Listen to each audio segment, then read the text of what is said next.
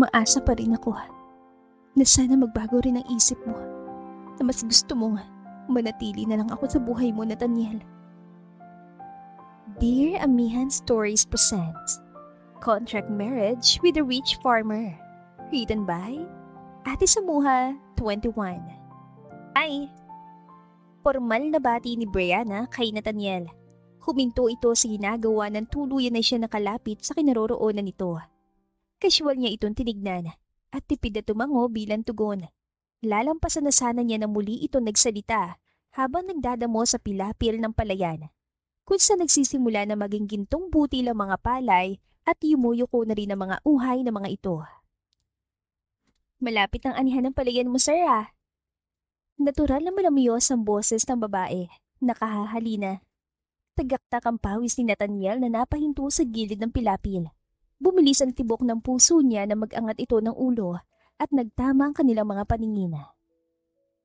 Mauna ka po talaga mag-aani sa amin, sir. Swerte niyo po, mataas pa po ang presyo ng palay ngayon, di ba? Mahinang sambit nito, mabait ang babae at talagang palakaibigan. Malalaman. Tipid na sambit niya. Nakita niyang tumulis ang mapupula nitong labi. Hindi niya alam kung nagpapakit ba ito o ano, ngunit batid niyang hindi ito nasiyahan sa sinabi niya. Mayayaman pa rin ang siyang pinagpapala at ang mahihirapan siyang kawawa. Iyon ang huling narinig niyang sinabi ng babae bago ito muling nagdamo sa pilapila. Gutom lang yan, Hana. Mahinang sabi niya bago siya humakbang palayo at iniwan na ito doon. Hindi na niya nilingon pa ang babae dahil abala na ito sa paglilinis ng pilapil. Makauwi na nga.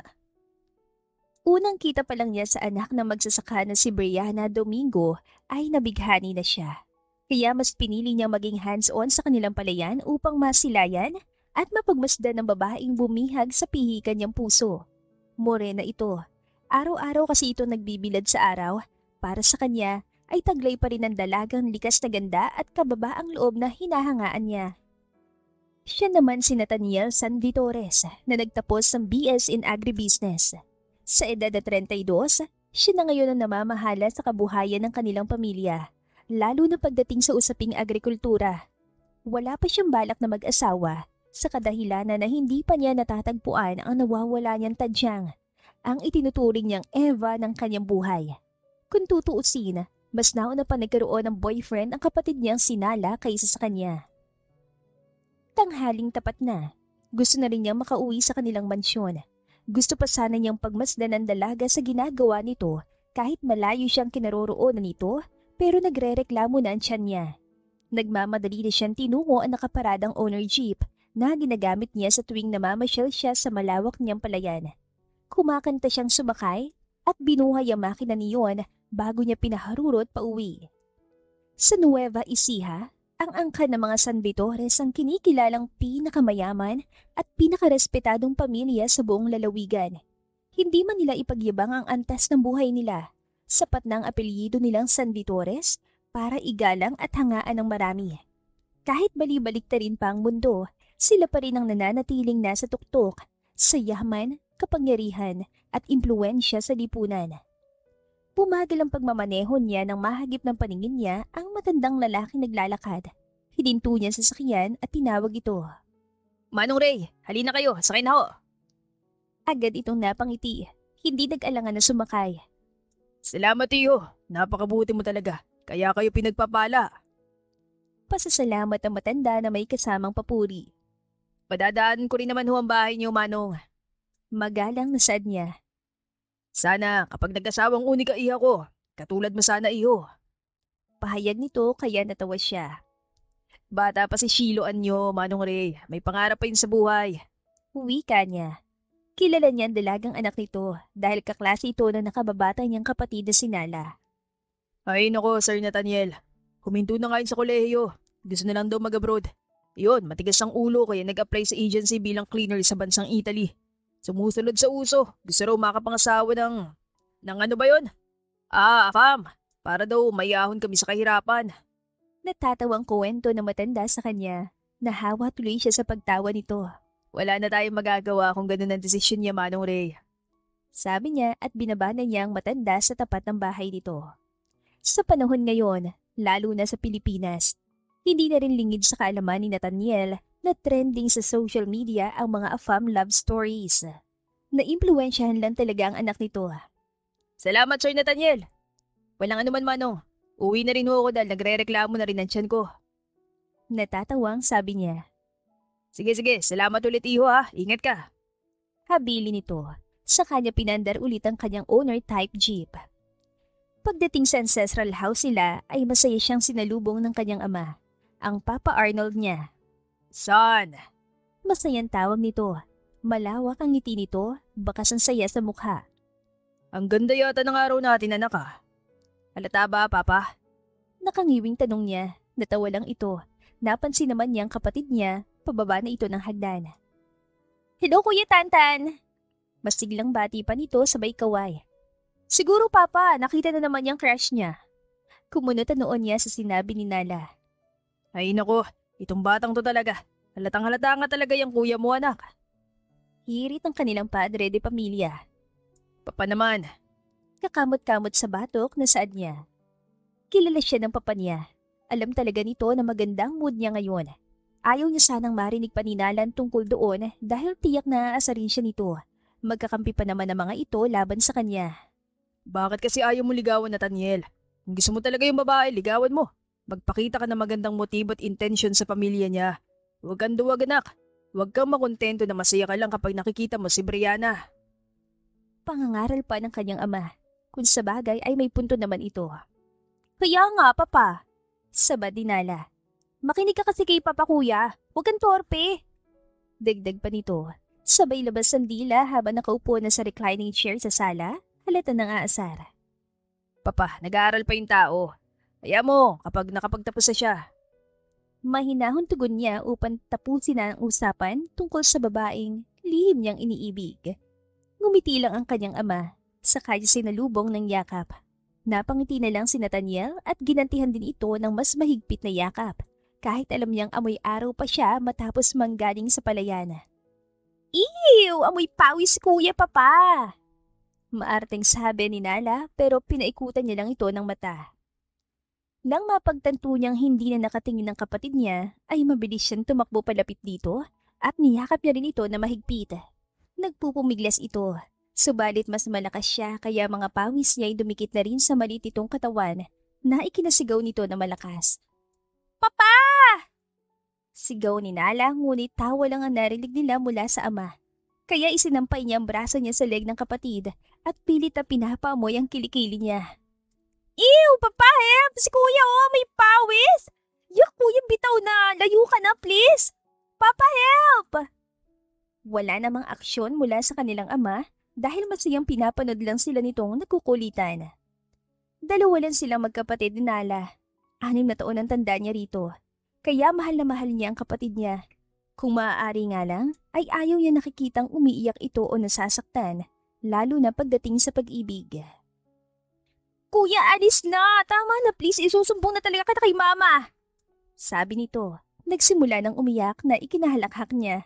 Mabilis talaga mapikon ito. Sa aspetong iyon ay panalo siya. Aba, kahit amoy pawis ako, hindi naman ako mabaho. Mas mabango pa nga ako kaysa sa bago mong boyfriend na. Ginagamit mo lang para pagsilosin ng ex mo, Nala. Anya, hindi naman lingid sa kalaman nila na meron na itong nobyo.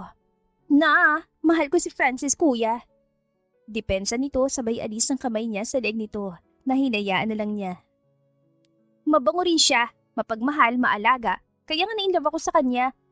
Pero, dugtong naman niya. Baka magalit siya sa akin kapag nalaman niyang ginawa ko lang siya rebound, Kuya. Gusto kong sabihin sa kanya habang maaga pa pero naunahan ako ng takot. Natatakot ako na baka iwan niya ako bigla. Malungkot na pahayag nito. Sumandal na rin ito sa balikat niya. Hindi na nito inalintahan ang pawis niya na kanina'y nirereklamo pa nito. Sumabad na sa usapan nila ang kanilang ama. Alam mo, Bunso, ang pag-ibig ay hindi pwedeng gawing laro o biro. Dahil babalik yun sa'yo. Hindi man ngayon, bukas, pero darating ang panahon. Hanggat maaga pa mag-isip ka na. Subukan mo sabihin sa kanya kaysa malaman pa niya yun sa iba. Mas mahirap yung gano'n, anak.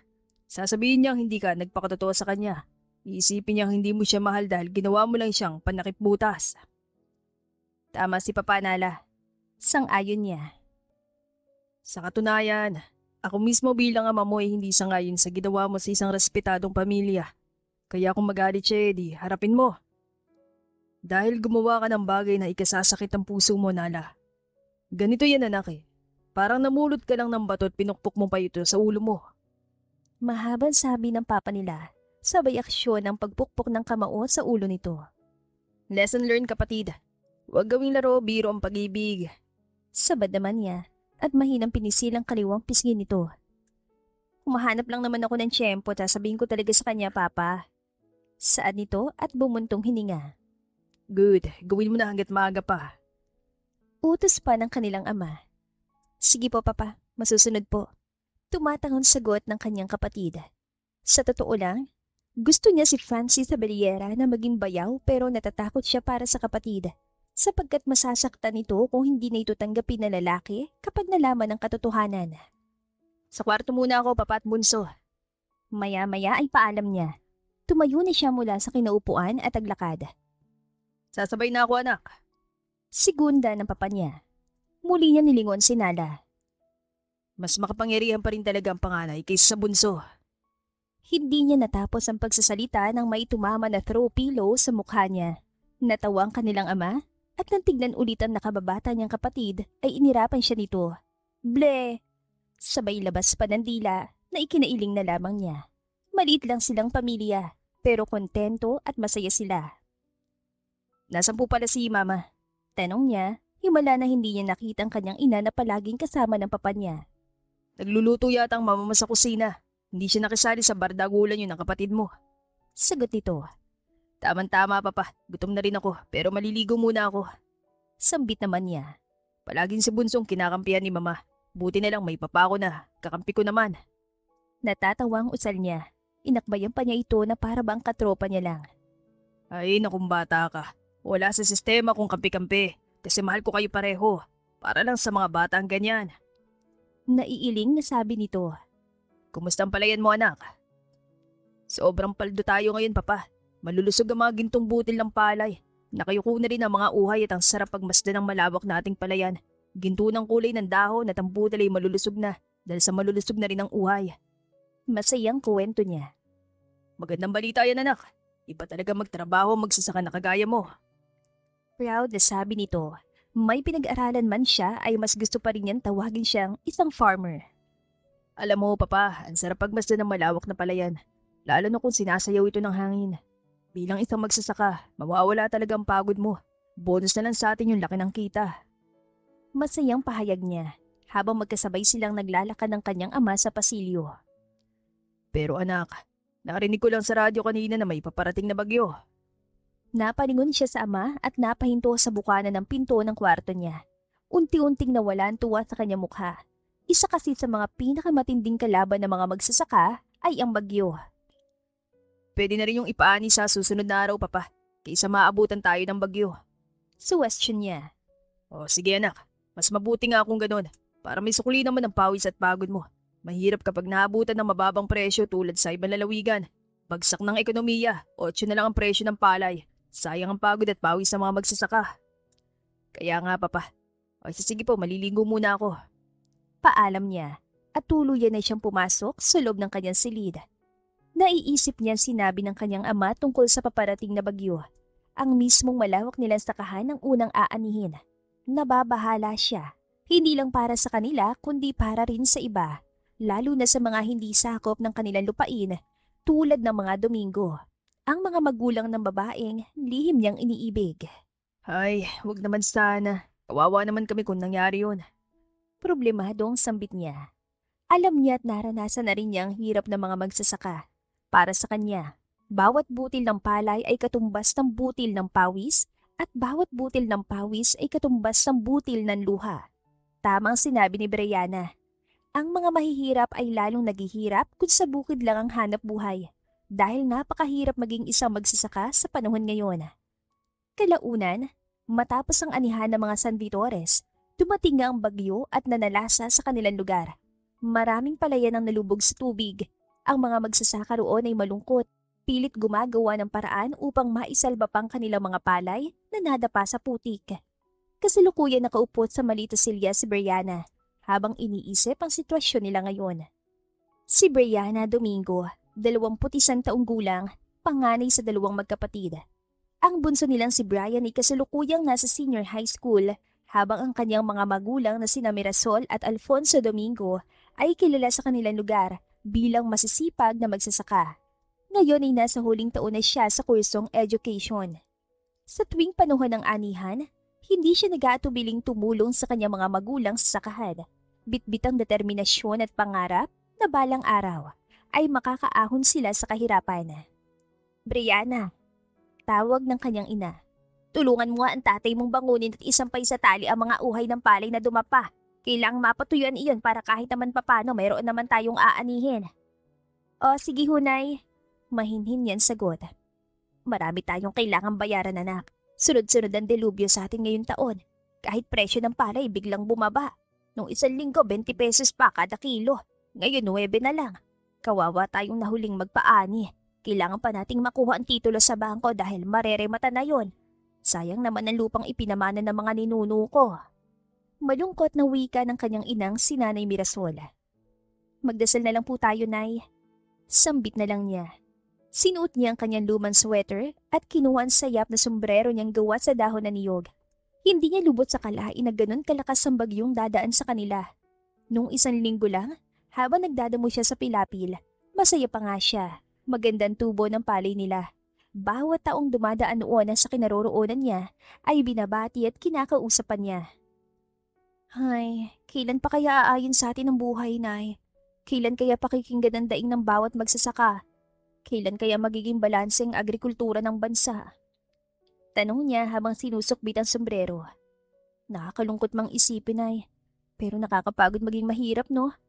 Ang mayaman ngayon ay siya nagpapakasasa sa sarap ng karangyaan.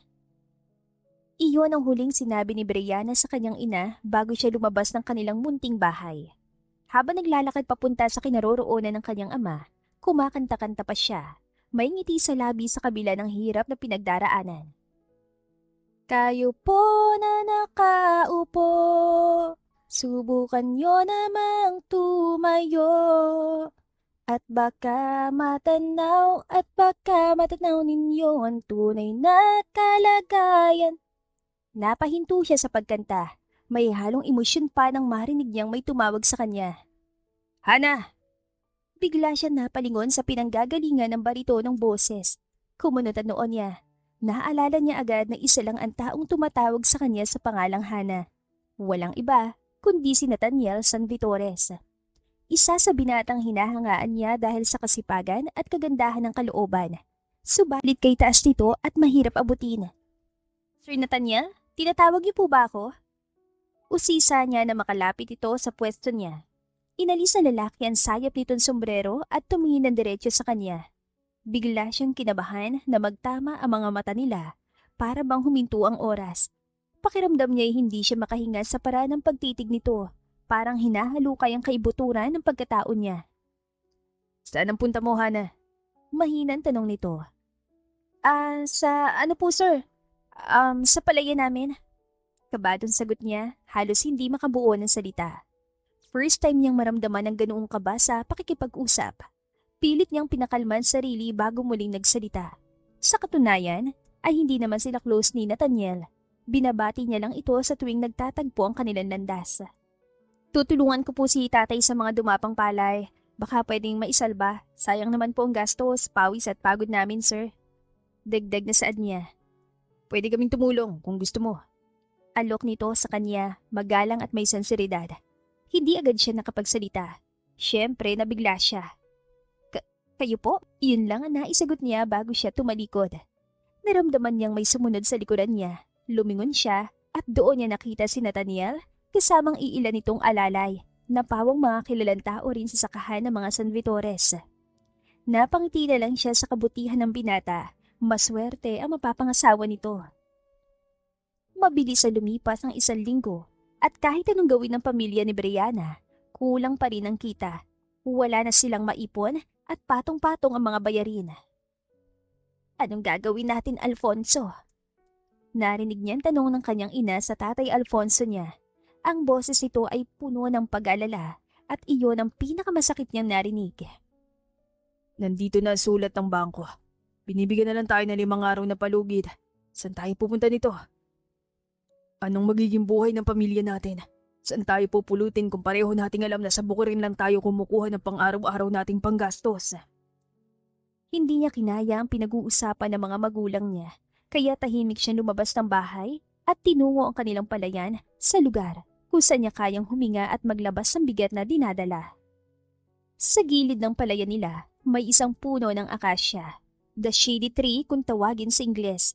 Nagsisilbing tunay na silungan ng mga tao roon kung tirik ang araw at mainit ang panahon. Humiga siya sa damuhan at tumitig sa mga ulap. Pinagmamasdan niya ang mga ulap na nag-iiba-iba ng hugis at kulay. Habang marang humahaplos ang simoy ng hangin sa kanyang maamong mukha. Mula sa ilalim ng lilim ng kalangitan, hinayaan na lang niya na hilahin siya ng antok. If you need help, sweetheart, I'm here. I'm always here. Napabalikwas siya sa narinig niyang pamilyar na boses. Nagpanik siya at agad na nagpalinga-linga. Ngunit wala siyang makitang tao ni anino man lang. Nilibot niyang paningin sa paligid at doon niya napagtantong dapit hapon na pala.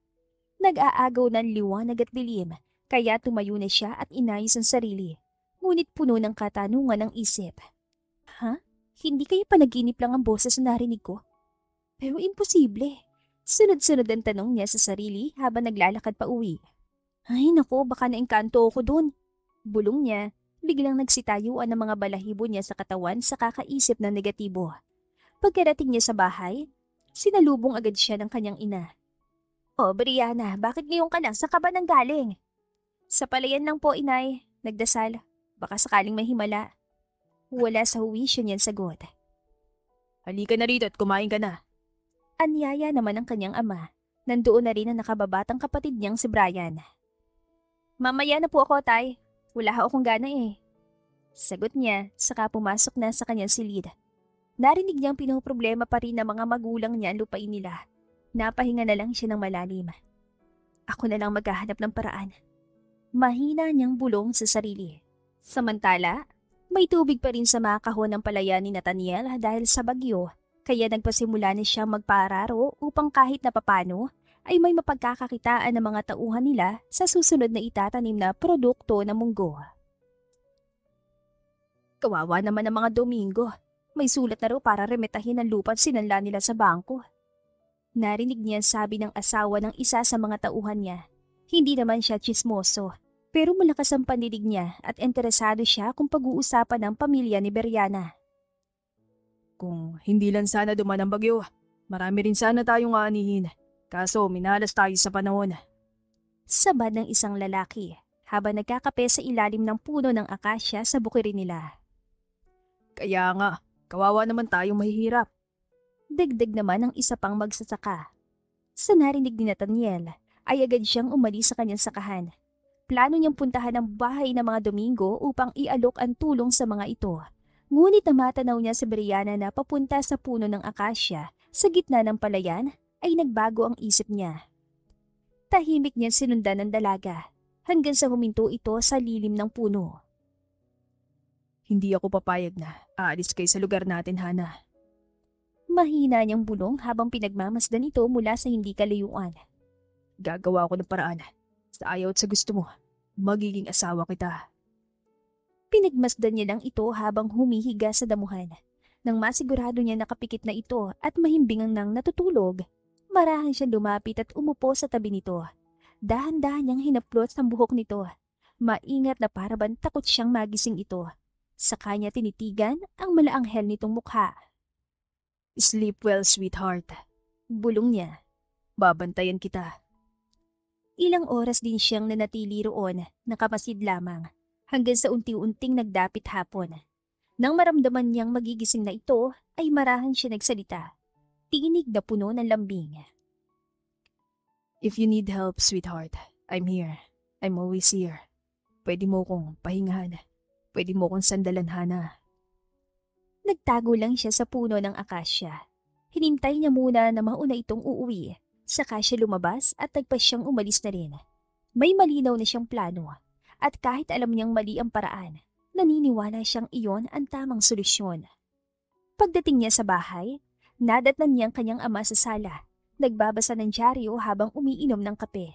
Nakaupo sa paborito nitong silya at nakadekwatro pa ang mga paa.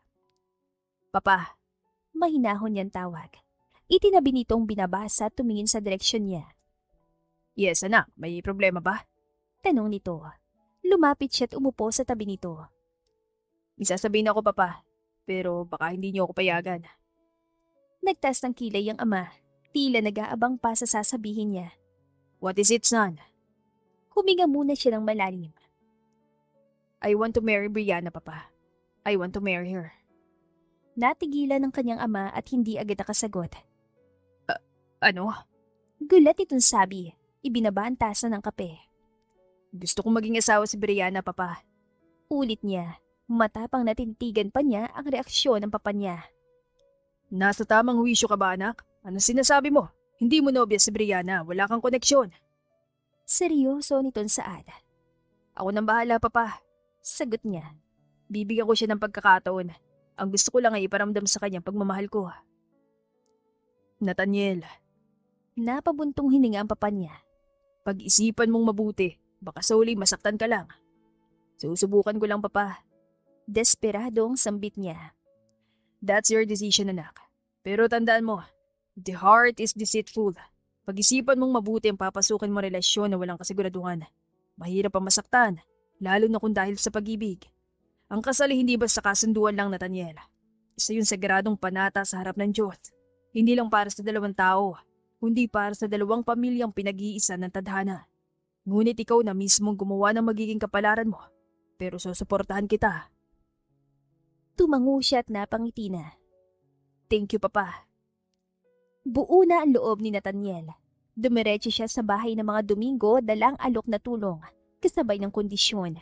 Kinuusap agad niya mga magulang ni Brianna. Hindi kami pwedeng magdesisyon sa gusto mo, Sir Nathaniel. Nasaan ako pa rin ang pasya. Ngunit naputol sa pagsasalita si Mang Alfonso na sumabad ang anak nito. Pwede ba tayo mag-usap, sir? Tanong ni Brianna sa kanya. Kapapasok lang din ito sa bahay. Okay. Tipid na tugon niya. Kinakabahan man ngunit sumunod din naman siya. Sa labas tayo. Sabi nito at nauna na nga lumabas. Pagdating nila sa lilim ng puno ay agad ito nagsalita. Sir, bakit mo kailangan mag-alok ng tulong kapalit ng kasal? Napahinga ng malalim si Nathaniel. Marinig ko mareremata ng lupa nyo. Nabahala ako. Kung mangyayari man yun, ay aalis na kayo. Alam ko malaking adjustment yon para sa inyo. Lalo na sa inyo ni Brian, Hana. Sandaling natahimik ang dalaga. Naninimbang na tinignan lang siya nito. Pero pwede niyo naman kaming tulungan na wala yon. Mahina nitong usal. Naiintindihan niya ito. Nabigla ito sa desisyon niya. Ginawa ko yun para sa pamilya natin. Kung papayag ka, Hana, mag-merge ang lupa ninyo sa amin. Hindi lang maililigtas ang saka nyo, kundi makikinabang din ang pamilya ninyo sa kita ng San Vitores. Kung sanang mamasamayin. Ito lang kasi naisip ko na paraan para maging matatag ang ugnayan ng mga pamilya natin. Para matutunan nating tumulong at umangat ang magkasama. Paano yan? Hindi pa nga kita masyadong kilala. Sa tingin mo ba papayag ako? Malamig na tanong nito. Nagsanhi iyon ng kirot sa kanyang dibdib. Gayunpaman, inaasahan na niya na mangyayari talaga yun. Hayaan mong makilala natin ang isa't isa. Hayaan mo alagaan kita. Bigyan mo ako ng 2 taon, Brianna. 2 taon lang. Pag wala pa rin, I'll let you go. Seryosong sabi nito. Nagsalubong ang manipis nitong kilay. Wala pa akong sagot kung papayag na ako pero gusto mo agad na pakawalan ako matapos ng 2 taon? Para saan pa? Nagtatakang tanong nito, siya naman na nagulat. Hindi niya inaasahan na iyon ang lalabas sa bibig ng dalaga. Hana, Kung hindi lang nasalanta ng bagyo mga pananim namin, kung hindi lang mababa ang presyo ng palay, hindi ako papayag. Mahirap kami, oo. Pero may dignidad din ako at ayoko rin mag-take advantage sa pamilya niyo, sir. Malamyos ang boses sa saan nito. Pero dahil mahal ko mga magulang ko at ayoko mawalan lupaing minana namin sa aming mga ninuno, sige, papayag ako maging asawa mo. Nanlaki ang mga mata ni Nathaniel. talaga, Hana? Pero may kondisyon ako, sir. Sabi nito sa matatag na tono. Okay, just tell me. Pigil ang excitement na sabi niya. Gusto kong tapusin ang pag-aaral ko. 1 taon na lang at magtatapos na ako. Sambit nito, tumango siya at ngumiti. Sige, kahit dala-dala mo ng pangalan ng pamilya ko, hindi ko naman hahadlangan ng mga pangarap mo, Hana. Pero maasahan mo ko, kung may kailangan ka, huwag kang mahiya magsabi sa akin. Ibibigay ko kung ano man ang makakaya ko. May senseridad na sabi niya. Mabilis siya napahawak sa dibdib nang bumilis na naman ang pintig ng puso niya. Pero, paano kung pagkatapos ng 2 taon ay ayaw na nating pakawalan ng isa't isa? Tanong ng dalaga na ikinabigla na naman niya. Hindi nga lang niya yun nasagot dahil may tumawag na sa kanila at pinababalik na sila sa bahay. Ngunit kung mangyayari yun, ay ikasasaya pa niya dahil pabor na pabor yun sa kanya. Sa kabilang banda ay hindi mapakali sa kinaupuan niya si Brianna. Ngayong gabi ay darating ang pamilya San Vitores upang mamanhikan. Dapat mabigat sa kalooban niya ang magpakasal sa lalaking hindi niya mahal, ngunit wala siyang makapa sa dibdib na pagtutol. Aminado naman kasi siya na hinahangaan niya ang binata. Bukod sa halos perpekto na ito, guwapo, matangkad at matipuno ang katawan. Lagi itong nakabilad sa araw, pero maputi pa rin ang balat ito. Napapitlag pa siya nang may kumatok sa pinto ng kwarto niya at boses ng kapatid niya ang sunod niyang narinig. Ate, labas ka na. Parating na po sila. Sige. Nauutal niyang tugon. Muli niyang dinampot ang maliit niyang salamin upang tignan ang sarili. Hindi naman siguro mapapahiya sa kanya si Nathaniel. Ayaw man niyang magbuhat ang sariling bangko, ay aminado siyang may kagandahan naman siyang taglay. Bagay naman siguro kami ni Nathaniel, di ba? Nagpakit pa nga siya sa salamin kung hindi lang tumikhim ang kapatid niyang nakasilip na sa pinto ng kwarto niya. Binata na rin si Brian, 17 years old na ito at next year ay magka-college na. Kaya gustong-gusto niya rin talaga makapagtapos para makatulong na rin siya sa pag-aaral nito. Maraming dalang pamilya ni Nathaniel, pagkain, prutas at iba pa. Kahit isang kasunduan lang yon ay para na rin makatotohanan dahil pinaramdam ng mga ito sa kanila kung paano siya alokin ng kasal sa formal na paraan. Ang saya-saya pa nga ng pamilya nila. Matapos ang halos 2 linggong paghahanda, ay ikinasal na rin sila sa wakas. Ngayon ay sinama na siya sa mansyon ng mga ito. Malakit malawak ang silid dito. May mga painting na nakadisplay sa bader at may sarili pa itong TV. Hana, kung hindi ka komportable, pwede ka namang matulog dito at doon ako sa guest room. Uwi ka ng asawa niya. Hindi pa siya ganoong kasanay na tawagin itong asawa pero susubukan niya. Ayos lang, dito ka na, malaki naman ang kama. Yun nga lang, hindi ako sigurado kung makakatulog ka ba dahil malikot ako matulog. Nahihiyang sambit niya. Bata pa lang siya ay sadyang malikot na siyang matulog. It's okay, Hana, pero ayos lang ba sa'yo na may katabi sa kama? Balik na tanong nito sa kanya. Ayos lang din sa akin at saka kailangan din nating masanay. Mahina niyang saad. Napatango-tango na lang ang asawa niya at naglakad patungo sa kanya. Ilang segundong naghari ang katahimikan. Nakahiga na sila ngayon na magkatabi. Pareho nakatingin sa kisame ng kwarto at wala pa ni isa sa kanila nagsasalita. Tila pinapakiramdaman nila ang presensya ng isa't isa. Matulog ka na, Hana. Narinig niyang sambit ni Nathaniel. Nilingon niya ito. Nakapatong ng kaliwang braso nito sa ulo. Napanguso siya. Dahil sa ganoong posisyon, ay mas kitang-kita niya kung paano nadepina ang matangos itong ilong. Kung pag-uusapan ng tungkol sa physical appearance, ay hindi na siya lugi sa asawa. Sobrang gwapo nito na pasado ng maging artista, pero alam niyang simple lang ang buhay na gusto nito. Ikaw rin, good night. Sambit niya. Nakatalikod na siya mula rito. Pagkaway ipinikit na niya ang mga mata niya.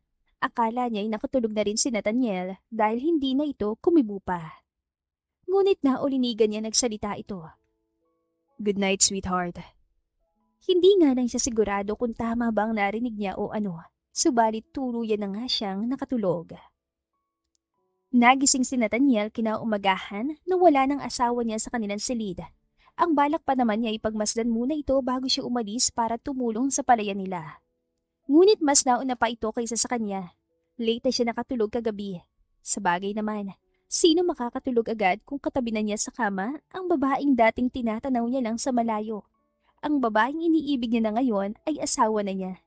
Naligo na muna siya bago siya bumaba at nagtungo sa kusina upang magtimpla ng tsaa.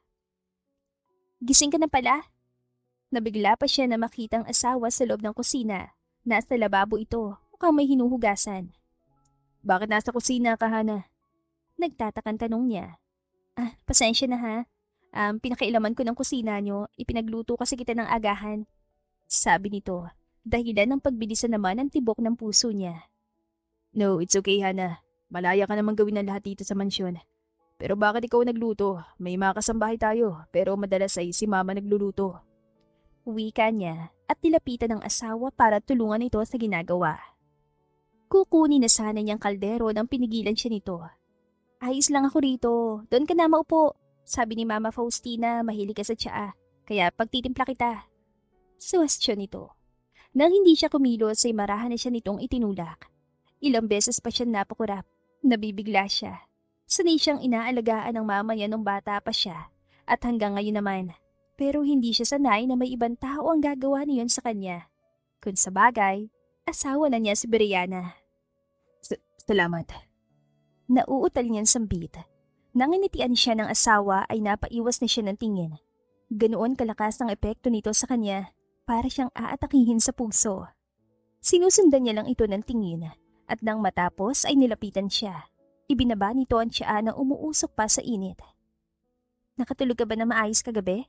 Hindi ka ba nadaganan? Tanong nito sa malamyos na boses. Umupo na sa harap niya, tinitigan siya. Inalala naman niya nangyari kagabi.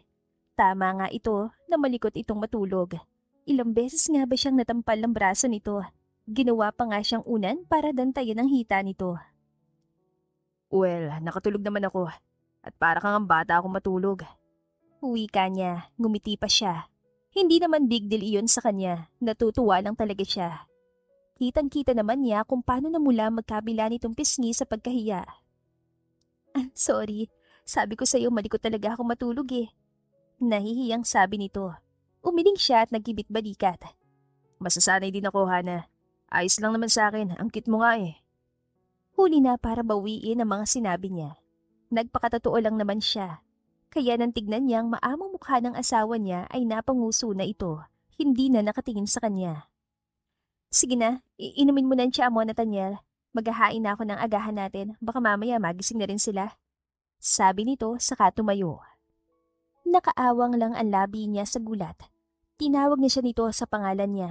Mukhang sasanayin din ito ang pagtawag sa kanya ng ganon. Naiiling na napangiti na lang siya at sumisimsim na lang ng tsaa na hinanda nito para sa kanya. Ganun pala kasarap sa pakiramdam ang may asawang nag-aalaga.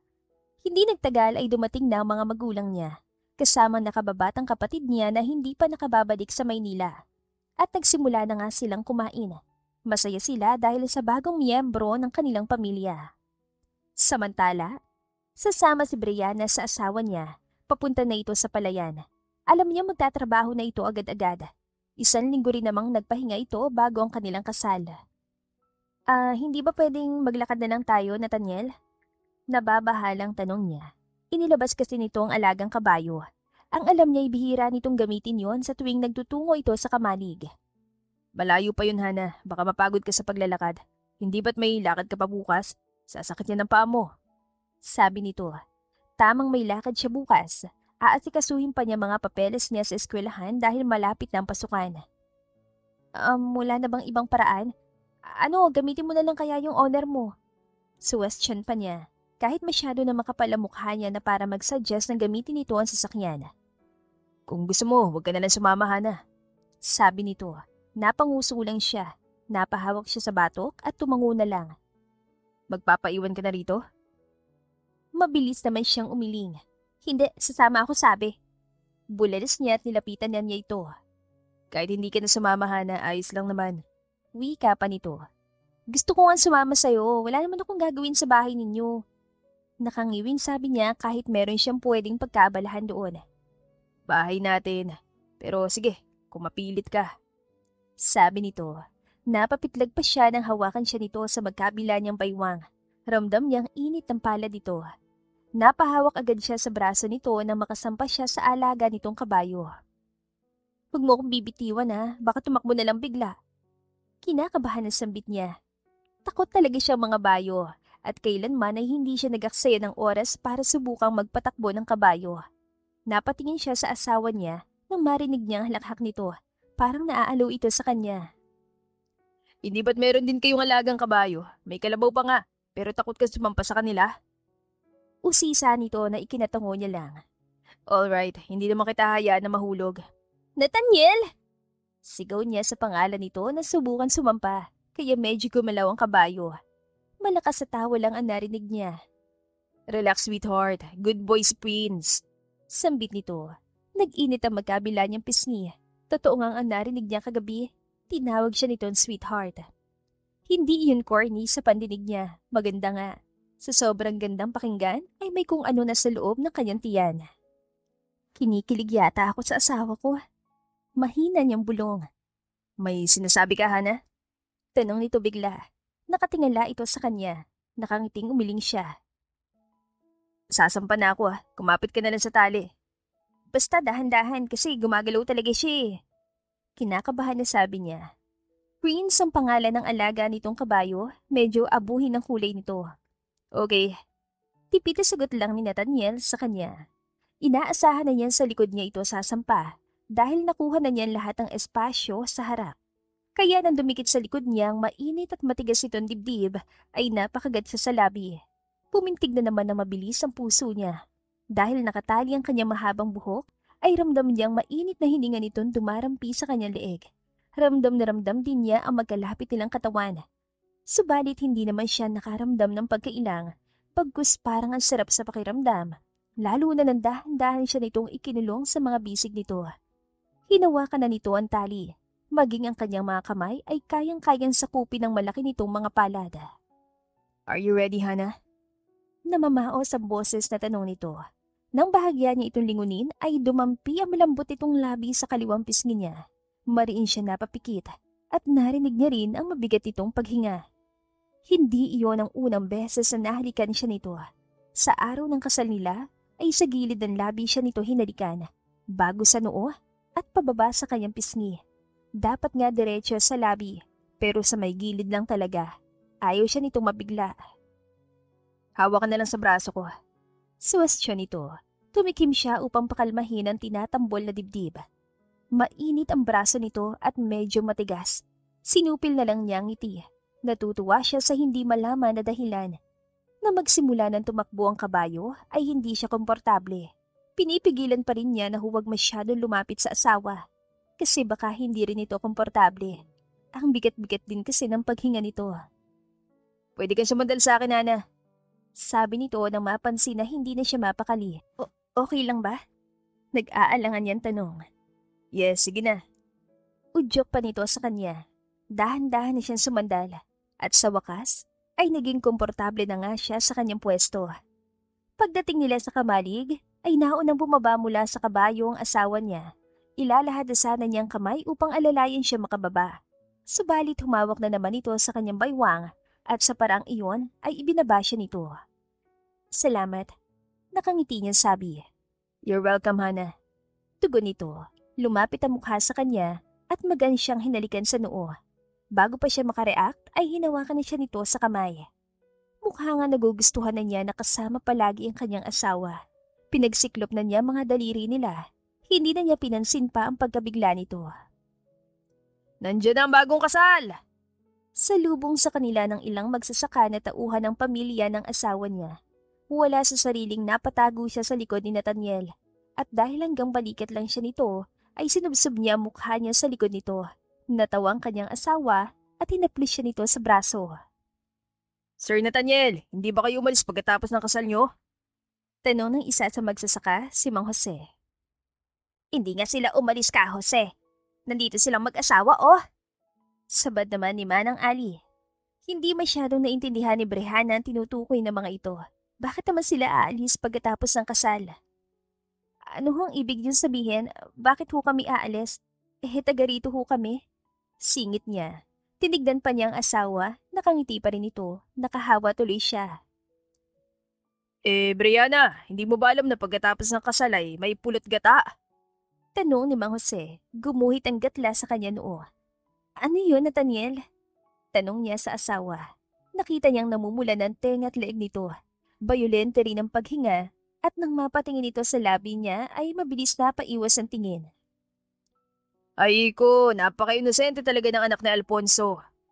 Sabi pa na matanda. Natawa ang mga ito, ngunit sa klase ng tawa na wala namang pangungutya. Parang tuwan-tuwa pa. Ano ba kasi yun? Kalabit niya sa asawa na natahimik na. Mamaya ko na ipapaliwanag. Sige, magtrabaho na tayo. Sabi nito sa mga tauhan. Kinulit niya ng kinulit si Nathaniel. Tanging pag-iling lang ang sagot sa kanya. Ana, gusto mo bang puntahan ng mga magulang mo? Nasa kabila lang sila. Nagdingning ang kanyang mga mata sa narinig. Sige, nakangiti niyang tugon at pinuntahan na nga nilang lupaing muntik nang makuha ng bangko. Sa loob ng 2 linggo ay naging magaan naman para kay Brianna ang lahat kahit paunti-unti pa siya nag-a-adjust sa bago niyang buhay bilang may bahay. Kahit papaano rin ay napapalapit na ang loob nila ni Nathaniel.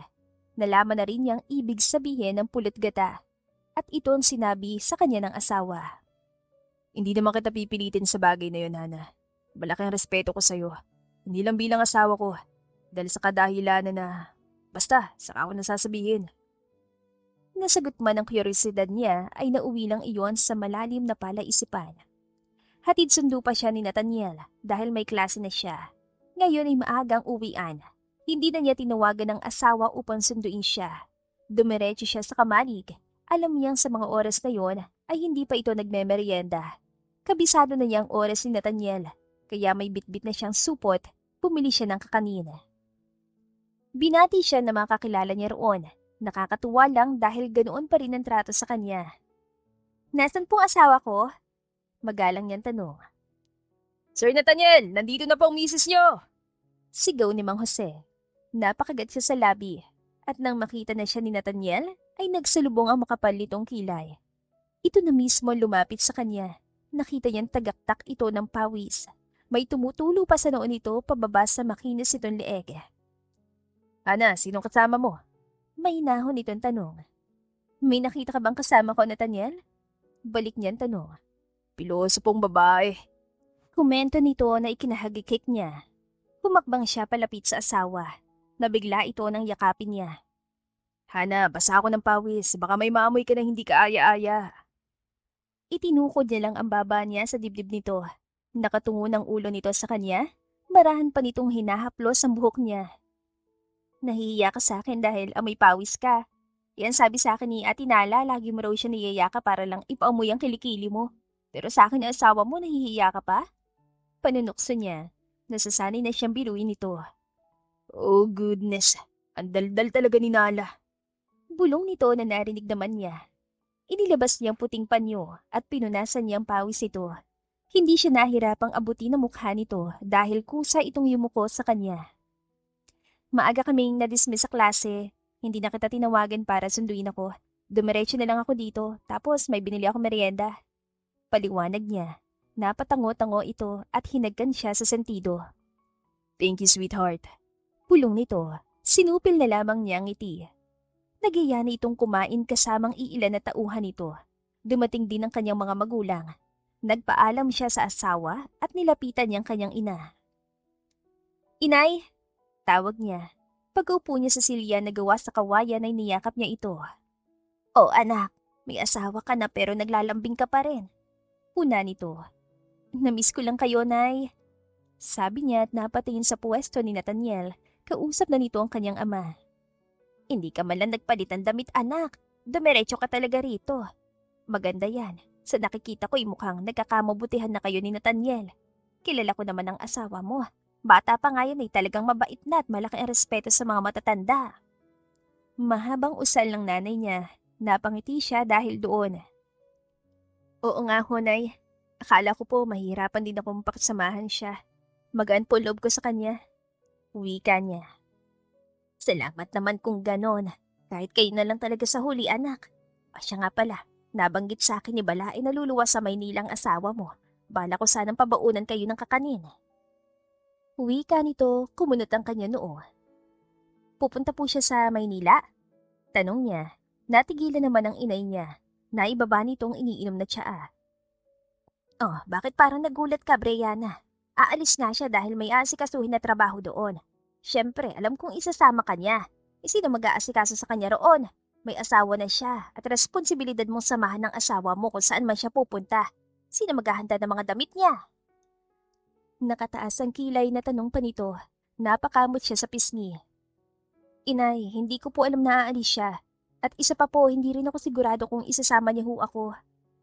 Umiiling na pahayag niya. Sabado na bukas, pwede ka nang sumama sa asawa mo. Giit pa ng kanyang inay. Inay, hindi ko nga ho alam kung kasama ba ako sa mga lakad niya. Sabi pa niya, ayaw niya maging clingy na asawa. Di sabihin mo sa asawa mo na isama ka niya. Pamimilit pa nito. Natawa na lang siya sa kakulitan ng kanyang ina. Ang clingy naman nun, Nay. Nakakahiya sa asawa ko. Nakangusong sambit niya. Nagkibit balikat lang ito. Maagi siyang niyayang umuwi ni Nathaniel. Naisip niya na baka kailangan nga nitong mag-impake ng mga gamit. Hinintay niya magsabi ito. Siguro naman ay magpapaalam sa kanyang asawa. Obligasyon nito yun. Siyempre, mag-aalala siya kapag hindi niya ito nakita sa bahay. Kaso ang Hudyo ay wala yatang balak na magpaalam. Natapos na lang ito sa pagligo at humiga sa kama nila para matulog. Parang gusto niya tuloy sa bunutan si Nathaniel. Uuwi na lang ako sa amin kapag umalis siya nang hindi nagpapaalam sa akin. Usal niya tumabi rito. Nakadapa na ito sa kama. Sa inis nga niya ay hinila niyang kumot at hinayaan na lang ito. Tahimik tuloy siya nang kumain sila ng hapunan. Hindi niya kinakausap ang asawa niya na ilang beses nang sumuliyap sa gawin niya. Hanggang sa natapos at nauna na siyang umakyat sa kawarto nilang mag-asawa. Walang imik na sumunod lang ito sa kanya. Dumiretso siya sa banyo at akala niya hindi siya susundan ni Nathaniel. Hana, galit ka pa sa akin? Tanong nito nang hindi na nakatiis. Hindi. Tipid niyang sagot. So, why are you ignoring me? May problema ba tayo? Usisa nito. Bumuntong hininga siya at hinarap ang asawa. Hindi ba alis ka bukas patungo Manila? Kailan ka magpapaalam sa akin? Bukas daw baka hanggang pagdating mo ron ay saka mo ko tatawagan. Hindi na niya napigilan na magtanong. Medyo may iritasyon pa sa boses niya. What? Bakit ako magpapaalam? Kunot ang noon tanong nito. So ano to? Walang pakialaman sa isa't isa? Malamig niyang tanong. Napabuga ng hangin si Nathaniel at nilapitan siya. No, listen sweetheart. Hindi ako alis bukas na mag-isa. Isasama kita sa Manila. Kaya bakit ako magpapaalam sa'yo kung kasama ka naman? Nakatas ang kilay na tanong naman ito. Hindi pa rin niya ito magets. Kung ganon, yayayain mo ako on the spot? Yes, dahil hindi naman ako sigurado kung sasama ka ba sa akin. Pagdadahilan nito. Isa pa Hana, wala akong balak na maglihim sa'yo. Iingatan ko magandang reputasyon ko bilang asawa mo at ibibigay kong buong katapatan ko. Napaiwas na siya ng tingin. Seryoso man ito ay mahimig ng lambing ang tinig nito. Naramdaman na lang niyang magana-yakap sa kanya ni Nathaniel. Nalaman mo siguro sa iba kaya ka nagkakaganito ano? Hana, the only thing you need to do to keep our marriage going is to have faith in me. Hindi na siya umimik pa. Yumakap na lang siya sa baywang nito at sinandalang ulo sa dibdib nito. So, sasama ka na sa akin bukas? Wala ka raw kasama, kaya ayos lang sa akin. Sagot niya. Yun totoo, Hana. Oo nga, sasamahan kita. Tumatangon saad niya. Naramdaman na naman niya ang paghalik nito sa ibabaw ng ulo niya. Pagdating nila sa Manila ay dumiretso sila sa kondo ng kapatid nitong si Nala. Wala roon ang babae. Marahil daw ay kasama ang boyfriend nito. Pinagpahinga na muna siya ng asawa niya. Bukas pa raw ang meeting nito. Siyempre, may baon silang pagkain na luto ng kanyang ina. Si Nathaniel ang namamahala ng rice mill sa probinsya nila. Pero dahil hands-on ito, kailangan pa ring dumalo sa meeting. Nakikipag-usap sa mga business partner na kumukuha ng supply ng bigas, pati sa mga wholesaler. Tinitiyak nito na maayos ang bawat transaksyon. Hindi nga lang siya maiwan-iwan ng asawa niya nang kailangan na nitong umalis, kaya sinama na lang siya at iiwan na lang sa coffee shop. Kilala ni Nalang may-ari ng cafe. Pwede ka maghintay dito ng ilang oras. Pero sisiguraduhin ko na hindi ako magtatagal ng 3 oras. Okay lang ba yun sa'yo, Hana? Tanong nito. Nagalangan talagang iwan siya. Oo naman, sige na, iwan mo na ako dito, baka malit ka pa. Naiiling na sabi niya. Inayos pa niya suot itong kurbata.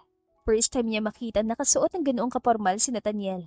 Bagay dito ang suot dahil mas lalong lumakas ang sex appeal nito. Bawal mambabae ha. Napangisi ito at marahan na pinitikan noon niya. Pagkuway hinalikan ng pisngi niya. Umorder ka lang ng gusto mong kainin. May pera ka naman dyan. Uwi ka nito. Tumango siya. Palagi siyang binibigyan nito ng pera kahit hindi pa ubos ang allowance niya. Pumasok na nga siya sa coffee shop. Natutuwa siya.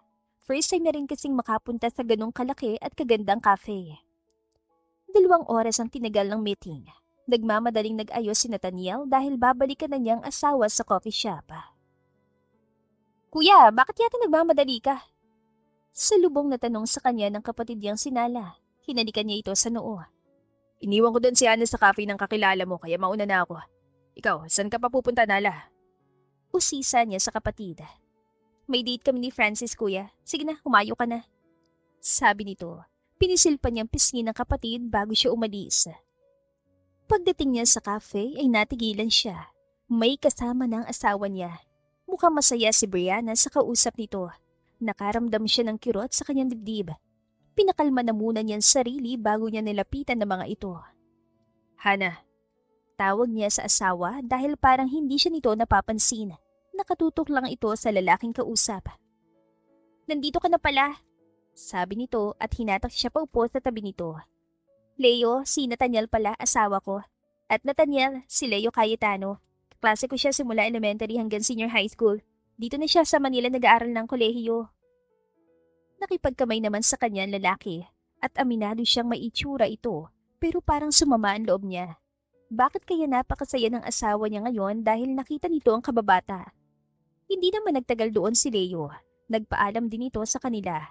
Subalit bukang bibig na ni Brianna ang lalaki na ikinainis niya. Kaya nang mapansin itong matamlay siya ay nagyaya ng umuwi. Nathaniel, okay ka lang ba? Tanong nito, may kasama pang pagkalabit sa kanya. Oo. Hindi siya galit sa asawa, pero sa sarili niya ay oo. Ngayon lang kasi nag-sink in sa kanya lahat. Alam niyang mataas ang pangarap ni Brianna. Ngunit kalayaan nito ang naging kapalit ng pagtulong niya sa pamilya nito. Sigurado ka ba? Baka mamaya niyan may sakit ka na pala. Naiiling na sabi nito. Hinipo nito noon niya, pababa sa leeg. Dahil sa mainit itong palad, ay nakaramdam siya na tila nabubuhay ang kanyang sistema. Mabilis niyang hinuli ang kamay nito. Hana, magagalit ka ba sa akin kapag hinalikan kita? Iyon ang lumabas sa kanyang bibig, nagulat ito. Akala niya basta na lang siyang iiwasan, ngunit hindi nito ginawa. Sa halip ay ngumiti pa ito sa kanya. Bakit naman ako magagalit, Nathaniel? Asawa mo ko, malaya kang gawin ang gusto mo. Hindi na niya ito pinatapos sa pagsasalita, bagkus kinabig niya ang batok nito at mariin na hinalikan sa mga labi. Nang nagpaubaya si Brianna ay mas mahigpit niya itong niyakap na tila ayaw na rin niyang pakawalan ito. Kaya sa mga oras na yon ay wala ni siyang ibang naisip pa, kundi ang maangkin ang pinakamamahal niyang asawa. Subalit magbibigay pala iyon sa kanya ng bigat sa dibdib. Pakiramdam niya ay naging selfish siya dahil alam niyang darating ang araw na matatapos ang kasunduan nila. Ilang linggo ang lumipas, nagtataka na si Brianna sa pakikitungo sa kanya ng asawa. Bigla na lang kasing lumayo ang loob nito sa kanya sa hindi niya malaman na dahilan. May problema kaya ang asawa ko? Hindi naman siya ganun eh. Bakit kaya bigla na lang siya nagbago? Nagsimula yun pagkatapos na may nangyari sa amin. Nagsisi kaya siya? Sunod-sunod na tanong niya sa sarili. Sinubukan naman niyang kausapin si Nathaniel pero sa tuwing nagtatagpo ang kanilang mga mata ay umiiwas ito. Sinasadya na nga niyang tawagin, subalit dinadahilan nito na marami pang gagawin sa palayan. Ni hindi na nga siya nito sinasama sa kamalig. Laging ganoon ang routine nilang mag-asawa at talagang naiirita na rin siya. Nathaniel, mag-usap nga tayo. Anya na sa wakas ay natsyempohan na niya si Nathaniel. Nagkakape ito sa hardin. Nagulat pa nang bigla na lang siyang sumulpot. Lalapitan pa sana niya ito nang dumating ang hipag niya. Bagsak ang balikat at halatang galing sa pag-iyak. Nala, okay ka lang? Nag-aalala niyang tanong. Lalapitan pa sana niya ito nang maunahan siya ni Nathaniel. Ano nangyari, Nala? Okay ka lang ba? Usisa nito sa kapatid at todo alalay pa. Umiiyak si Nala kaya hindi na siya nakalapit pa ulit sa asawa niya. Nalaman na lang nila na may mabigat na problema ito. At ang palaging nakaalalay sa hipag niya ay ang kanyang asawa. Nagkaroon palalo ito ng dahilan upang iwasan siya. Ayaw naman niya maging makasarili kaya nagpaubaya siya. Maghihintay na lang siya kung kailan niya makakausap si Nathaniel. Hindi niya alam na aabot siya sa puntong pagseselosan niya ang kapatid nito. Uuwi na lang ako sa amin kung palagi siyang ganito. Nakikita naman kami pero halatang iniiwasan niya talaga ako. Ginagawa niya pang rason ng kapatid niya. Malungkot na sabi niya habang nakaupo siya sa paanan ng kama. Napatingin siya sa wedding portrait nila ni Nathaniel. Ang guwapong-guwapo nito sa suot na barong Tagalog tapos ang lapad pa ng ngiti. Ani mo'y masaya itong ikinasal sila. Maikli nga talaga ang kanyang pasensya kung kaya't pinuntahan na niyang asawa. Nasa loob ito ng kwarto ng kapatid. Pabagsak niyang binuksan ang pinto na ikinagulat ng magkapatid. Brianna? Sabit ang umiiyak niyang hipag. Kumuyom ang palad niya. Nararamdaman na naman niyang inis sa dibdib. Kailan ka ba titigil sa pag-iyak, Nala? Malamig niyang tanong. Ha? Gulat at tugon nito. Pwede bang tapusin mo ng drama mo? Ilang araw ka nang ginagawang dahilan ng asawa ko para umiwas sa akin. Sigaw niya. Nanlaki ang mga mata nito at umawang pa ang labi. Ngunit wala siya nakita na nagalit ito sa pagsigaw niya. Ibang emosyon na nakikita niya ngayon. Parang naaaliw pa nga ito. Hana, ano ba yung pinagsasasabi mo? Maging si Nathaniel ay pinagtaasan na rin siya ng boses. Nilapitan siya nito at hinawakan sa braso. Hanggang kailan mo ba siya sasamahan? Malaki na siya, kaya na niya sarili niya. At matagal na ako naghihintay na bigyan mo ako ng oras para makapag-usap tayo. Sigaw niya. Dinuro pa niya ito sa dibdib. Alam niyang pulang-pula na mukha niya sa sobrang inis. Hana, for God's sake, kapatid ko si Nala. Bulalas nito. Namula agad ang tainga at leeg nito. Tinulak niya ito sa dibdib kaya napatras ito. Asawa mo ko. Naiintindihan ko naman. Naiintindihan ko na sinasamahan mo ang kapatid mo. Pero paano naman ako, Nathaniel? Paano naman ako nagtataka na sa biglaan mong pag-iwas sa akin? Parang nakalimutan mo may asawa ka. Naiinis niyan sigaw. Nagtas baba na rin ang kanyang dibdib. Kuya, okay naman na ako. At sa tingin ko, kailangan na nga niyo mag-usap ng asawa mo. Hipag, sorry ha. Tama ka na masyado na ako madrama. Singit ng hipag niya. Nasa mukha nito ang senseridad. Buti alam mo! Ganti niya. Kitang-kita niya kung paano pumikit na mariin si Nathaniel. Show some respect. Kapatid ko siya at mas matanda pa rin siya kaysa sayo. Pangangaral pa nito. Kuya, ano ka ba? Okay lang naman sa akin, no big deal. Umiiling na sabi ng kapatid ito. Bumuntong hininga ito at muli siyang hinawakan sa braso. Hinila na siya ito palabas. Huy, lovebirds! Pag-usapan niyo yan na maayos ha, huwag niyo akong pag-awayan. Pahabol pa ni Nala. Pagpasok nila sa loob ng kanilang silid, ay pinaupo siya nito sa kama. Nakapamaywang itong hinarap siya. Bakit naman ganoon ang sinabi mo sa kapatid ko, Hana? Pwede mo naman siyang kausapin nang hindi ka nagagalit sa kanya. Mahinahon na sabi nito. Malamig na tinitigan niya ito. Dahil hindi ka matinong kausap, Nathaniel, naguguluhan na ako sa'yo. May problema siya at kailangan niya ako. Wika pa nito. Napahilot na ito sa sentido na para bang na-stress na rin sa kanya. Kailangan din naman kita. Ilang linggo na tayong ganito. Iniiwasan mo ako simula nang umuwi tayo galing Maynila. Oo, naiintindihan ko na mas pipiliin mo samahan si Nala kasi nga kapatid mo siya, mahal mo siya, pamilya mo siya. Pero alalahanin mo naman ako, Nathaniel.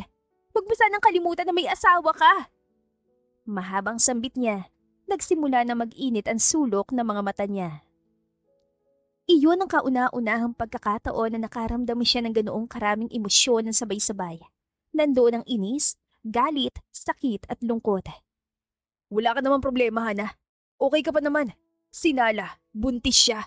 At bukod kina mama at papa, ako lang ang karamay niya. Paliwanag pa nito. Halos ipamukha nito sa kanya na hindi siya ganoong kaimportante upang piliin at gawing prioridad. Naiintindihan ko naman. Mahalaga sa iyong pamilya mo. Asawa mo lang ako at may kasunduan tayo. Sino ba naman ako para piliin mo, di ba? Pero Nathaniel, kahit kasunduan lang yon, kaya tayo nagpakasal. Bigyan mo naman ako ng kaunting atensyon. Walang masama sa pagtulong mo sa pamilya mo lalo na't kapatid mo pa. Pero sana balansehin mo naman ang sitwasyon. Huwag mo namang iparamdam sa akin na wala akong halaga, na wala akong karapatang humingi kahit na kaunting atensyon mula sa'yo.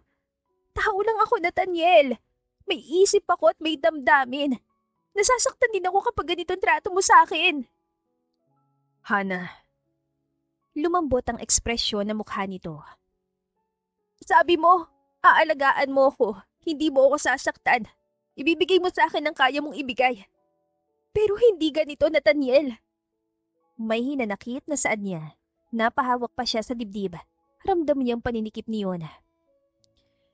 I think we need to end this, Hana. Diretsyong sabi nito, dahilan para masumikip ang kanyang dibdib. Napaiwas siya ng tingin at bumuntong hininga. Palaging ganito ang solusyon ng mga taong gustong umiwas sa totoong dahilan. Sa katotohanan na ayaw nilang tanggapin. Nathaniel, hindi ba mag-asawa hindi dapat naglilihiman? Ang tiwala ang pundasyon ng relasyon. Hana, Sambit nito sa pangalan niya. Mabigat na ang paghinga nito. Kahit walang pagmamahal sa simula, maaari pa ring umusbong ang isang matatag na pagsasama. Kapag mas pinili niyong manatili, darating din ang oras na matututunan niyong magmahal. Nathaniel, pagkatapos kong ibigay sa iyo sarili ko at matutunan kang mahalin ganitong isusukli mo sa akin. Ang tapusin na lang natin ang lahat. Ngayon ay mas mahinahon na ang boses niya. Kahit ramdam niyang kirot sa dibdib, ay pinili niyang maging kalmado. Taliwas ang inaasahan niyang reaksyon ng kanyang asawa dahil nagulat ito at napahakbang palapit sa kanya. Ilang beses pa itong napalunok. Hindi ba may tinanong ako nun sa'yo? Na paano kung pagkatapos ng 2 taon ay ayaw na nating pakawalan ng isa't isa? Pero ngayon, ilang buwan lang tayo mag-asawa. Umaasa pa rin ako na sana magbago rin ang isip mo. Na mas gusto mo manatili na lang ako sa buhay mo, Nathaniel. Patuloy niya. Bumuhos ng kanina pa niyang pinipigilan ng mga luha. Nabigla siya sa sunod na ginawa ni Nathaniel. Lumuhod ito sa harapan niya. Hinawakan ang magkabila niyang kamay at ilang beses hinalikan. Mas nagulat pa siya na makitang umiiyak na rin ito. Hindi ko alam, Hana. Hindi ko alam na nasasaktan na pala kita. At hindi ko yun intensyon. Pero ayoko maging makasarili pa. Gusto kitang palayain upang makawala ka na rin sa responsibilidad mo sa akin. Gusto kong maging masaya ka. Umiiling na sabi nito. Garalgal na agad ang boses. Palayain? Sa tingin mo ba magiging masaya ako kapag ginawa mo yun, Nathaniel? Naghihintay lang ako na magbagong isip mo. Pero huwag mo namang gawin ito sa akin. Mahal kita. Mahal kita kahit alam kong sa huli ako pa rin ang talo. Humihikbing sambit pa niya. No, mahal din kita, Hana. Maniwala ka, mahal din kita. Akala ko kasi hindi ka magiging masaya sa piling ko. Sabi naman ito. Bakit mo naman naisip yan? Sambit niya. Lumamlam ang mga mata nito. Tinanong mo ko noon kung bakit pagpapakasal ang kondisyon ko. Honestly, I could have helped you, Hana, without asking for anything in return. But I'm sorry. I was selfish. Dahil sa pagiging selfish ko, pinili ko magpakasal na lang sa'yo. Because from the very first start, I've always loved you. Siya naman ang umawang ang labi sa gulat. Kaya naman pala iba na ang trato nito sa kanya noon. Pero bakit mo nga naisip na hindi ako magiging masaya sa piling mo, Nathaniel? Tignan mo, silos at silos na ako sa kapatid mo. Mariin na saad niya. Yung nakausap mo si Leo. Naisip ko kasi na baka magiging masaya ka sa iba. Ako lang to nagiging hadlang sa kasiyahan mo. Pag-amin nito, umiwas pa ng tingin. Nang makita na naman niya ang pagpula ng tainga at leeg nito, ay napangiti na siya. Ikinulong sa mga palad niya ang mukha nito bago siya nagsalita. Sana noon pa, hinarap mo na ako tinanong tungkol dyan. Hindi yung ganito, Nathaniel. Natutunan kong mahalin ka pero hindi ka rin naman talaga mahirap mahalin. Napakabuti mong asawa at wala na akong mahahanap na katulad mo. Bati na tayo, please. Promise hindi ko naaawain ang kapatid mo. Nainis lang talaga ako sa iyo at nagsiselos ako sa kanya. Nakangiting niyakap siya ng asawa. Sumubsob ito sa leeg niya. Naramdaman pa niya ang pag-alog ng balikat nito. Hindi mo alam kung gaano mo ako pinasaya, Hana. At sorry, kung naduwag ako, Hindi ko pa kayang tanggapin ang palayain ka. I'm so sorry, sweetheart. Bulong nito. Kumanti lang siya ng yakap at ganoon lang. Nagkaayos agad sila. Pinuntahan pa nila si Nala at humingi siya ng paumanhin. Naintindihan naman siya ng hipag niya. Nagpresintang asawa niya na maghanda ng merienda nila ni Nala. Nasa dining area silang dalawa. Wala mga in-laws niya dahil nasa kamalig daw. Nang makita nilang pumasok na si Nathaniel sa dining, ay napatakip siya sa ilong. Parang may naamoy kasi siya na hindi niya gusto. Kuya, anong amoy yan? Tanong na hipag niya. Napansin niyang napatakip din ito sa ilong. Arroz sa cubana. Hindi ba paborito mo to, Nala? Hindi naman mapili sa pagkain ng asawa ko, kaya ito na lang naisip ko ngayon na merienda natin. Lalo na taglilihi ka. Baka na mismong kainin to.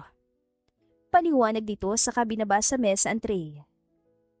Hindi naman ako natatakam dyan kuya, pero parang ang baho ayokong kainin.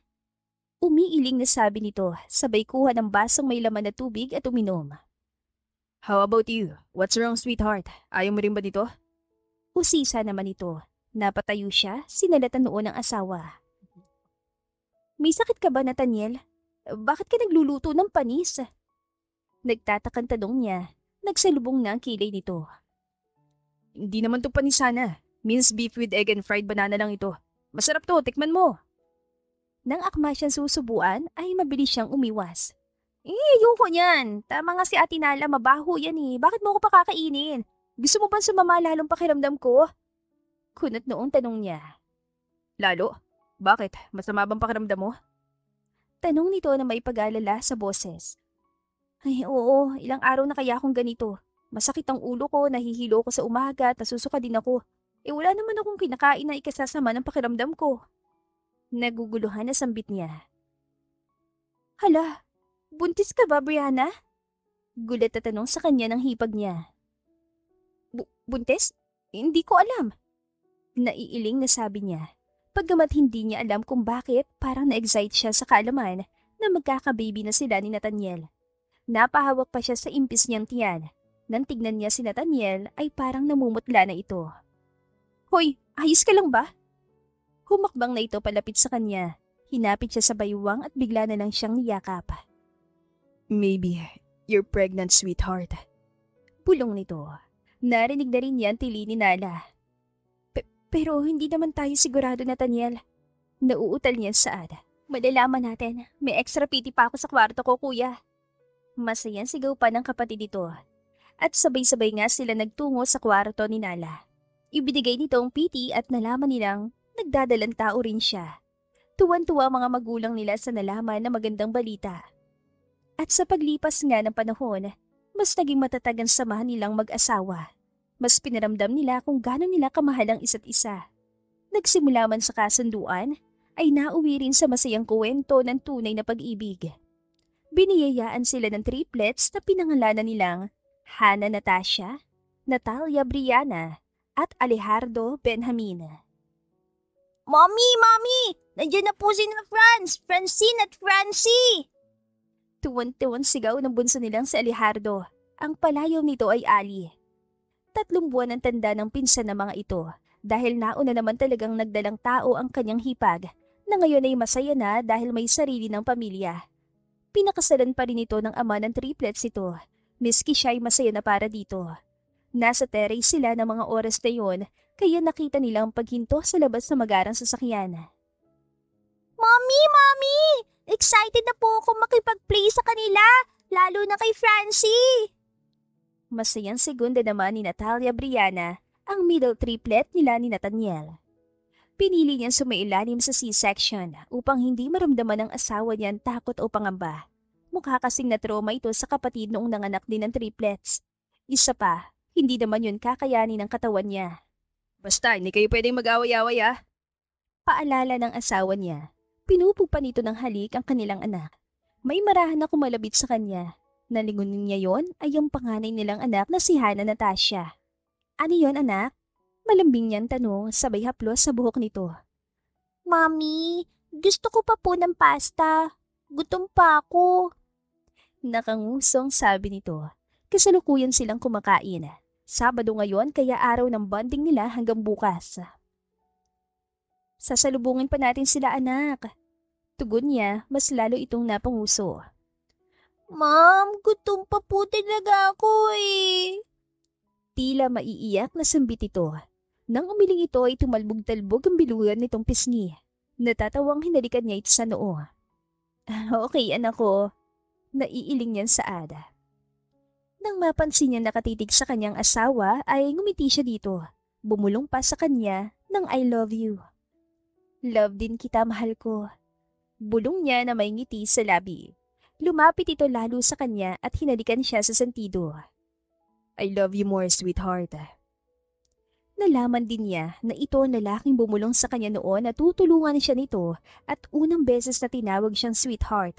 Napaka-sweet nga talaga ng asawa niya at napakaswerte rin niya. Nilagyan niya ng pasta ang plato ng anak, samantalang ang mag-aama niya ay bumaba upang salubungin ang pagdating ng kapatid nito. Ma'am, baba po tayo? Anyaya sa kanya ng bubuwit. Akala ko ba gutom ka pa? Naiiling niyang tanong dito. Mamaya na po pala ako kakain. Uwi ka nito. Hinawakan niya sa kamay at ito na mismong humila sa kanya. Nang magkaaminan sila noon ng totoo nilang nararamdaman, ay niyaya ulit siya ni Nathaniel na magpakasal. At nagpatayo pa ito ng sarili nilang bahay katabi lang ng ancestral house, kung saan nananatili ang mga in-laws niya. Natupad din ang pangarap niya makapagtapos sa kolehiyo. Sa front door ay naghihintay ang asawa niya. Ngumiti ito na makita silang pababa na. Naglahad agad ang kamay si Nathaniel. Hinalikan pa likod ang palad niya. Tumakbo sa palabas si Natasha at rinig na rinig ang matinis na boses nito habang tinatawag ang mga pinsan. Inakbayan siya ng asawa at yumakap naman siya sa baywang nito. Love is always worth it. As long as you're brave enough to take the risk and fight for it. Bulong nito sa kanya. Kaya naman pala kahit walang kasiguraduhan na masusuklian ang pagmamahal mo ay sumigal ka pa rin. Anya sa asawa. Tumangulang ito at sabay na silang lumabas ng bahay. Sabi nila kapag ipinanganak na tayo, doon nagsisimulang kapalarang itinakda para sa atin. Pero para sa iba, tayo mismong gumagawa ng sarili nating kapalaran, gaya ng ginawa ni Nathaniel na siya mismong gumawa ng unang hakbang patungo sa magiging tadhana niya. The End. Kung nagustuhan ninyo ang aming istorya, ay huwag kalimutan na mag-like at subscribe. Mag-iingat po tayong lahat. To God be the highest glory. Hanggang sa muli. Paalam!